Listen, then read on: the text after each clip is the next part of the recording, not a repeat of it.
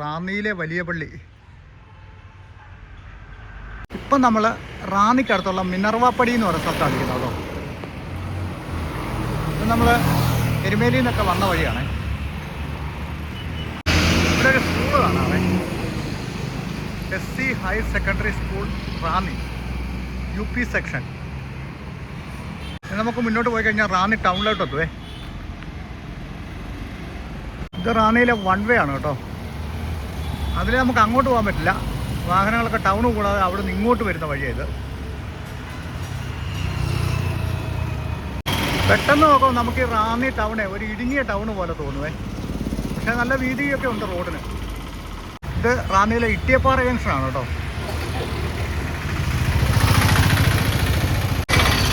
Bus stand ആ ഭാഗത്താണെന്ന് തോന്നുന്നു, bus അതിലേ കയറി വരുന്ന കാണാം. റാന്നി ടൗണൊക്കെ കണ്ടോ, നമ്മൾ അവിടെ നിന്ന് അങ്ങോട്ട് വന്നത്. അങ്ങോട്ട് കിടക്കുന്ന വഴിയാണ് ബസ് സ്റ്റാൻഡ്. ഈ വഴിക്കോടെ നമുക്കിനി മുന്നോട്ട് പോകാം. പത്തനംതിട്ട റോഡ് സബോള ഉരുള ബസ് സ്റ്റാൻഡിലൊക്കെ ഒന്ന് പോയിട്ട് വരാം. റാന്നി ബസ് സ്റ്റാൻഡും കൂടെ ഒന്ന് കണ്ടുവരാം. നമ്മുടെ അവിടെ പോലല്ല, ഇവിടുത്തെ ബസ് സ്റ്റാൻഡിലൊക്കെ നല്ല തിരക്കാണേ. ഇപ്പോൾ റാന്നി ബസ് സ്റ്റാൻഡ് കണ്ടോളേ. കട്ടപ്പനയ്ക്കൊക്കെ ഉള്ള വണ്ടി ആ സൈഡിലാണ് ഉള്ളതെന്ന് തോന്നുന്നു. ഈ സൈഡിലൊക്കെ തിരുവല്ല ഭാഗത്തേക്കുള്ള ബസ്സുകളാണ് വരുന്നത്.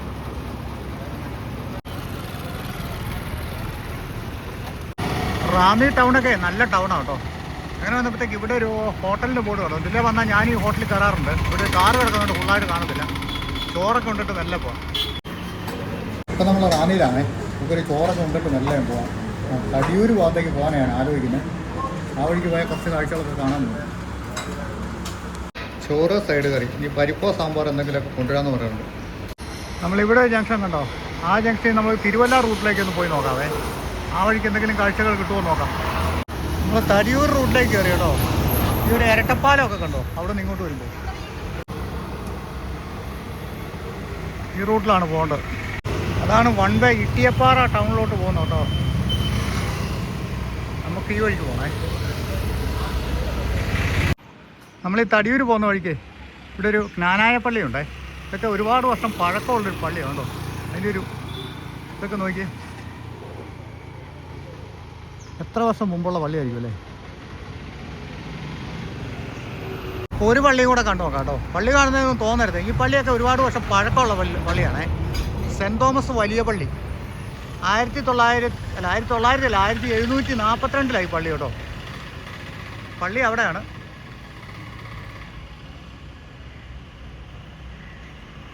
ആയിരത്തി 1742 നിർമ്മിച്ച പള്ളിയാണിത്. പക്ഷെ അത് കഴിഞ്ഞ് പുതുക്കി പണിതാണോ നമുക്കറിയില്ല.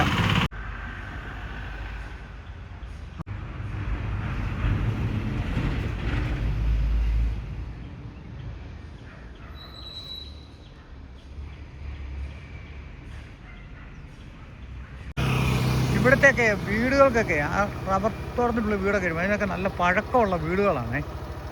അത്ര പുതിയ വീടൊന്നും പറയാനില്ല, പുതിയ വീടുകളും ഉണ്ട് ഇതിൻ്റെ ഇടയ്ക്ക് കൂടെ. ഇവിടെ വന്നപ്പോൾ നല്ലൊരു അവിടെ ഒരു വീടും, പിന്നെ ഇത് അവിടെ ഒരു പള്ളി, പിന്നെ ഇതാ കുറച്ച് കൃഷിയിടങ്ങളൊക്കെ. കപ്പ കണ്ടോ, കപ്പ കൃഷിയൊക്കെ.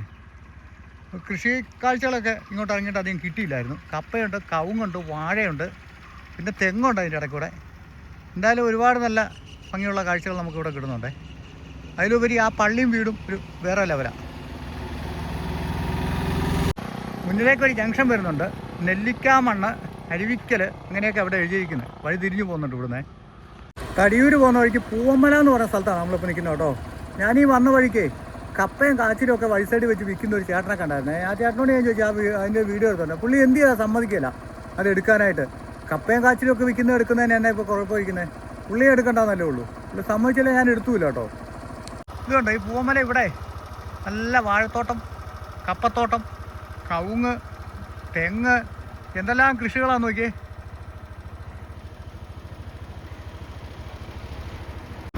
ഈ വഴിക്ക് പോയാൽ നമുക്ക് അപ്പുറത്തൂടെ പോയിട്ട് മണിമല റൂട്ടിൽ അപ്പുറത്തെ KK റോഡിലൊക്കെ ചാടി പൊൻകുന്നം വഴി വേണം കയറി പോകാൻ. ഈ വഴി തിരിച്ചു വരണമെന്ന് നിർബന്ധമൊന്നുമില്ല.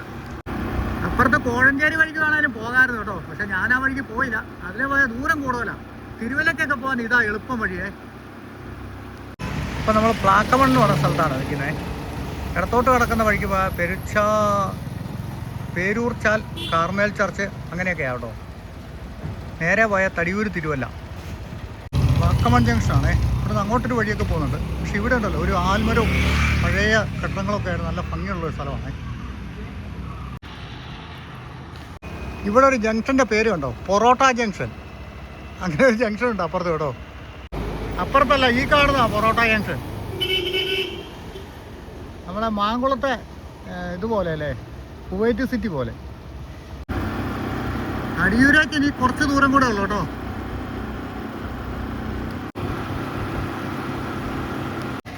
അപ്പോൾ നമ്മൾ ആ വഴിക്ക് അങ്ങനെ കുറച്ചിങ് വന്നപ്പോൾ ഉണ്ടല്ലോ, ഇവിടെ ഒരു പഴയ വീടൊക്കെ കാണാം പൊളിഞ്ഞു കിടക്കുന്നത്. പിന്നെ ഒരു അമ്പലത്തിൻ്റെ പ്രദേശമൊക്കെ കാണാം. കടയാർ എന്ന് പറയുന്ന സ്ഥലമാണ്.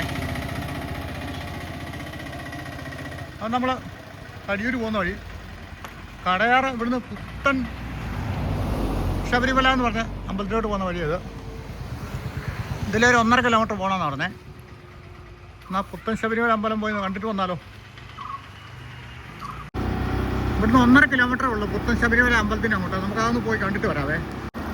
നമ്മൾ അപ്പുറത്തെ റോഡേ വന്ന പോലെ അല്ല, ഈ റോഡ് ഒരു നല്ല രസമുണ്ട് കാണാനായി. ഇവിടെ കുറേ വീട് കണ്ടോ, ഒരുപാട് വർഷം പഴക്കമുള്ള പടിക്കെട്ടും വീടുകളൊക്കെയാണ്, പടിപ്പുരയും. 1/2 കിലോമീറ്ററും കൂടെ പോകണം അമ്പലത്തിൻ്റെ അങ്ങോട്ട്. പുത്തൻ ശബരിമല അമ്പലത്തിലോട്ടുള്ള വഴി ഇതാണ് കേട്ടോ. ഇത് നോക്കിയേ, ഈ ഗ്രാമത്തിൻ്റെ ഒരു ഭംഗിയുണ്ടോ, നല്ല അടിപൊളി സ്ഥലമല്ലേ. ഇപ്പോൾ ഇവിടെ വന്നപ്പം പുത്തൻ ശബരിമല അമ്പലത്തിലേക്കുള്ള വഴി ഇതാണ്. തിരുവിതാംകൂർ ദേവസ്വം ബോർഡിൻ്റെ കീഴിലുള്ള ഒരു അമ്പലമാണിത്. അപ്പോൾ ഇതാണ് പുത്തൻ ശബരിമല അമ്പലം കേട്ടോ. അയ്യപ്പൻ പുലിപ്പാലിന് വേണ്ടി പോയപ്പോൾ ഇവിടെ വന്നിരുന്നു എന്നൊക്കെയാണ് ചരിത്രം എന്നൊക്കെ ഒന്ന് പറയുന്നത്. പിന്നെ 18 പടികളുള്ള അമ്പലമാണ്. ശബരിമല ഉത്സവത്തിൻ്റെ ആ ഒരു സമയത്തൊക്കെയാണ് ഇവിടുത്തെ ഉത്സവം മറ്റു കാര്യങ്ങളൊക്കെ നടക്കുന്നത്. അതേ സെയിം പോലെ തന്നെ. അങ്ങനെയാണ് നമ്മളോട് ഇവിടുന്ന് പരിചയപ്പെട്ട ഒരു ചേട്ടൻ എന്നോട് പറഞ്ഞത്. ഇതാണ് പുത്തൻ ശബരിമല അമ്പലം. ഇവിടെയും 18 പടികളൊക്കെ ഉണ്ട്. പിന്നെ കൂടുതൽ ചരിത്ര കാര്യങ്ങളൊന്നും നമുക്കറിയത്തില്ല കേട്ടോ. അപ്പോൾ എന്തായാലും വന്നപ്പോൾ കാണാൻ വളരെ മനോഹരമായ ഒരു സ്ഥലത്തിരിക്കുന്ന ഒരു അമ്പലമാണ്. ഒത്തിരി ഭംഗിയുണ്ട് കാണാൻ. ഇവിടെ നല്ല മനോഹരമായ ഒരു ഗ്രാമക്കാഴ്ചകളൊക്കെ നമുക്ക് കിട്ടുന്നുണ്ട്. കുറച്ച് വീടുകളൊക്കെ ഇങ്ങനെയുണ്ട് കേട്ടോ. ഈ വീട്ടിലൊക്കെ ഞാൻ ചോദിച്ചിട്ടാണ് അങ്ങോട്ട് പോയത്. ഇതിൻ്റെ അപ്പുറത്തൊരു വീടുണ്ട്, അതാണ് അമ്പലത്തിലെ ഒരു കമ്മിറ്റിക്കാരനാണ് അപ്പുറത്തെ വീട്ടിലുള്ളത്. അവിടെയൊക്കെ ചോദിച്ചിട്ടാണ് നമ്മൾ ഇങ്ങോട്ട് കയറിയത്. അപ്പം നമ്മൾ തടിയൂർ എന്ന് പറഞ്ഞ സ്ഥലത്തേക്ക് എത്തി കേട്ടോ. തടിയൂർ ടൗണൊക്കെ താഴെയാന്ന് തോന്നുന്നേ. നോക്കാം. എവിടെ പഠിക്കും? ഈ സ്കൂളിലാണോ? ഇതാ സ്കൂളല്ലേ. ഇന്ന് ക്ലാസ് കഴിഞ്ഞോ? ക്ലാസ് ഞങ്ങൾക്ക് എക്സാം ആയിരുന്നു. ഇവിടെ വെള്ളച്ചാട്ടം ഉണ്ട്, അതെവിടെയാ? താഴെയാണോ? നേരെ പോയിട്ട് ഇടത്തോട്ട് പോയത്. ശരിയാണ്. തടിയൂർ അരുവിക്കുഴി താഴോട്ട് കാണിക്കുന്നുണ്ടേ. ചരൽക്കുന്ന്, വാളക്കുഴി. തടിയൂർ ടൗൺ ആ മുന്നിൽ കാണുന്നു. വെയിലിൻ്റെ ഇതുകൊണ്ട് ശരിക്കും കാണത്തില്ല. ഇവിടെ നല്ല പച്ചക്കപ്പ, ചീനിക്കിഴങ്ങ്, പഴവർഗ്ഗങ്ങളൊക്കെ ഉണ്ട് കേട്ടോ. ഇവിടുന്ന് ഇടത്തോട്ട് കിടക്കുന്ന വഴിയാണ് ആ വെള്ളച്ചാട്ടത്തിലോട്ട് പോകുന്നത്. നേരെ കിടക്കുന്ന വഴി തിരുവല്ലായിയൊക്കെ. LP school Thadiyoor. ഇതൊക്കെ എത്ര വർഷം പഴക്കം ഉണ്ടാവുമല്ലേ ഈ സ്കൂളിനൊക്കെ. തടിയൂർ ജംഗ്ഷനാണേ. ആ വഴിയാണ് അരുവിക്കുഴിക്കുള്ളത്. പിന്നെ ആ റോഡ് നമ്മൾ റാന്നിയിൽ നിന്ന് ഇങ്ങോട്ട് വന്ന വഴിയാണേ.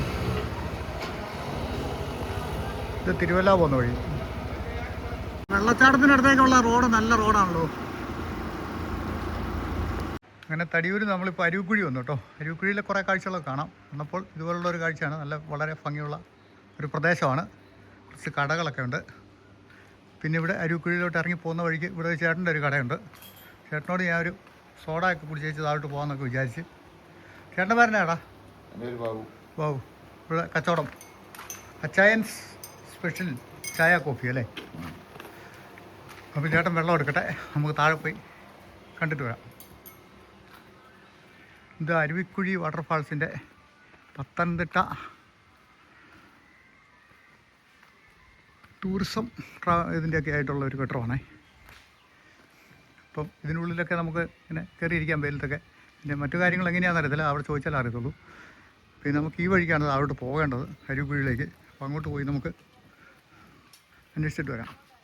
പത്തനംതിട്ട ടൂറിസ്റ്റ് കമ്മ്യൂണിറ്റി സെൻ്ററാണ് കേട്ടോ അരുവിക്കുഴി. താഴോട്ട് പോയാലും കുറച്ച് കാഴ്ചകളുണ്ടെന്നാണ് പറഞ്ഞത്. പക്ഷേ വെള്ളം കുറവാണെങ്കിൽ അങ്ങോട്ട് പോയിട്ട് വലിയ കാഴ്ച കിട്ടാനില്ല. ഇവിടെ ഒന്ന് കയറി നോക്കാം.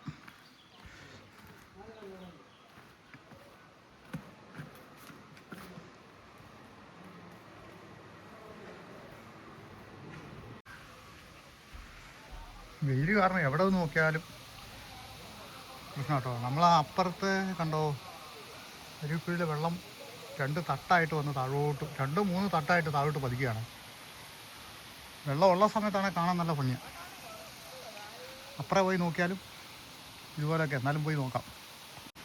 ഇവിടെ നമുക്ക് ചുറ്റുപാട് നല്ല കാഴ്ചകൾ കിട്ടുമേ. ഇതുണ്ടോ, ഇങ്ങനെ ഒരു മലയുടെ ഇടുക്കിന് ഉള്ളിലാണ് ഈ അരുവിക്കുഴി ഇങ്ങനെ ഉള്ളത്. അപ്പോൾ നമ്മൾ അരുവിക്കുഴി ഭാഗത്തേക്ക് വന്നു കേട്ടോ. ആ മുകളിൽ നിന്ന് ഇറങ്ങി വരുന്നൊരു വഴിയാണ് അരുവിക്കുഴിയിലേക്ക് വരുന്നത്, മെയിൻ റോഡിൽ നിന്ന്. അവിടെ ചെറിയ കവലയുണ്ട്, തിരിച്ച് കയറി പോകുമ്പോൾ കാണാം. ഈ പാലത്തിന് താഴെ ഒരു വെള്ളച്ചാട്ടമുണ്ട്, പക്ഷേ ഇപ്പോൾ വെള്ളമില്ല. ഇതിലേ ഒരു ചെറിയ പുഴ ഇങ്ങനെ ഒഴുകി വരുന്നുണ്ട്. അത്ര ചെറുതുമല്ല, മഴക്കാലത്ത് നല്ല വെള്ളമായിരിക്കും. അതൊക്കെ ഈ അരുവിക്കുഴിയുടെ ഭാഗമായിട്ടുള്ള കുറേ സംഭവങ്ങളാണെന്ന് തോന്നുന്നു.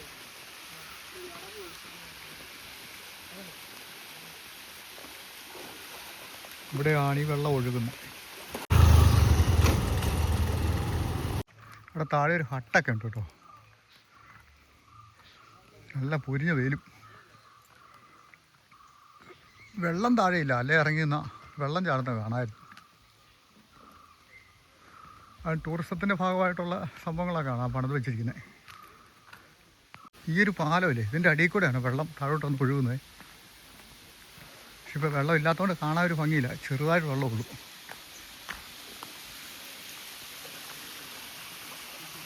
ഇത്രയേ ഉള്ളൂ വെള്ളം. അപ്പോൾ നമ്മുടെ റാന്നിയിൽ നിന്നും തടിയൂർ വരെയുള്ള യാത്രയിലുള്ള കാഴ്ചകളാണ് കണ്ടോ കേട്ടോ. അത് കണ്ട് ഇഷ്ടപ്പെട്ടാൽ കമൻറ്റ് ചെയ്യുക, ലൈക്ക് ചെയ്യുക, ഷെയർ ചെയ്യുക, സബ്സ്ക്രൈബ് ചെയ്യുക. റാന്നിയിലൊക്കെ ഉള്ള കുറേ ആൾക്കാർ നമ്മുടെ വീഡിയോ ഒക്കെ കാണുന്നുണ്ടല്ലോ, അതുകൊണ്ടാണ് ഇതും കൂടെ നമ്മൾ ഉൾപ്പെടുത്തിയത്. പിന്നെ പത്തനംതിട്ട ജില്ലയിൽ ഇനിയും കുറേ കാഴ്ചകളൊക്കെ ഉണ്ട്, അത് നമുക്ക് എപ്പോഴെങ്കിലുമൊക്കെ വന്ന് കാണാം. തൽക്കാലം ഈ വീഡിയോ ഇവിടെ കൊണ്ട് നിർത്തുന്നു. മറ്റൊരു വീഡിയോയിൽ നമുക്ക് വീണ്ടും കാണാം.